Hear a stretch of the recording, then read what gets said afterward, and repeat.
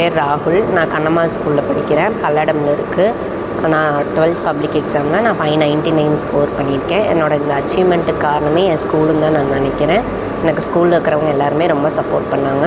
அதே மாதிரி எங்கள் அப்பா அம்மாவுமே எனக்கு ரொம்ப ஒரு பேக் போனாக இருந்து படிக்க வச்சாங்க என்னைய. நெக்ஸ்ட்டு என்னோடய கரஸ் மேம். எனக்கு கரஸ் மேம்க்கு ரொம்ப தேங்க்ஸ் சொல்லணும். எப்போவுமே எனக்கு கான்ஸ்டண்ட்டாக மோட்டிவேட் பண்ணி என்கரேஜ் பண்ணிட்டே இருப்பாங்க. நெக்ஸ்ட் என்னோடய பிரின்சிபல் மேம் என்னோடய பில்லர்னே சொல்லலாம். 12th லைஃபோட பில்லர்னே சொல்லலாம். எப்போவுமே என் மேலே ஒரு ஹோப் வச்சு அவங்களும் எஃபர்ட்ஸ் போட்டு என்னை படிக்க வச்சு அவங்களோட ஹோப் தான் நீங்கள் வந்து நிறுத்தியிருக்கு. எனக்கு ரொம்ப ஹாப்பியாக இருக்குது. அடுத்து என்ன படிக்க போகிறீங்க? அடுத்து நான் ஆடிட்டிங் படிக்கலான்னு இருக்கேன். Chartered accountant. அதுக்கு நெக்ஸ்ட் மந்த்லேருந்து போகலான். ஆடிட்டிங் நீங்கள் செலக்ட் பண்ணுறதுக்கு காரணம் என்ன? எனக்கு ஆடிட்டிங்னால் ரொம்ப பிடிக்கும். ஆடிட்டிங்க்கு எப்போவுமே ஒரு வேல்யூபிளான பொசிஷன் இருக்குது. அதனால நான் ஆடிட்டிங் சூஸ் பண்ணுவேன். எந்தெந்த சப்ஜெக்ட்ஸில் எவ்வளோ ஸ்கோர் பண்ணியிருக்கீங்க?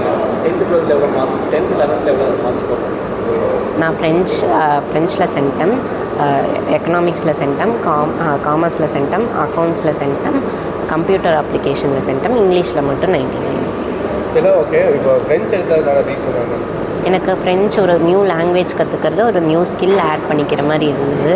அதனால் நான் ஃப்ரெஞ்ச் எடுத்தேன். எனக்கு நியூ லாங்குவேஜஸ் கற்றுக்கிறதுனா பிடிக்கும். அம்மா அப்பா இந்த சப்போர்ட் பண்ணாங்க? அம்மா அப்பா எனக்கு ரொம்ப சப்போர்ட் பண்ணாங்க. எங்கள் அம்மா எனக்கு எப்போவுமே அந்த கொஷின் பேப்பர்ஸ் ஆன்லைனில் அதெல்லாம் பார்த்து எனக்கு ரொம்ப சப்போர்ட் பண்ணாங்க. எங்கள் அம்மா தான் எனக்கு எப்போவுமே சொல்லிட்டே இருப்பாங்க படின்னு. அதனாலே எனக்கு ஒரு இன்ட்ரெஸ்ட் வந்துச்சு. நீங்கள் உங்கள் ஸ்டடி வந்துட்டு இந்த பிளான் எப்படி ஃபாலோ பண்ணுவீங்க? நான் கிளாஸ் எடுக்கும்போது லிசன் பண்ணிக்குவேன். அந்த லிசன் பண்ணி நோட்ஸ் எடுத்துக்குவேன். அதை வீட்டில் வந்து ரீகால் பண்ணுவேன். அப்போ எனக்கு ஈஸியாக இருந்தது. எனக்கு அப்புறம் கான்செப்ட் ஓரியன்டாக தான் படிப்பேன். நீங்கள் என்டர்டைன்மெண்ட் எதுவும் எடுத்துக்கிட்டீங்களா?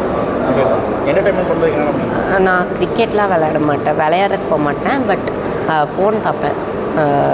டிவியும் பார்க்க மாட்டேன். பட் ஃபோன் பார்ப்பேன்.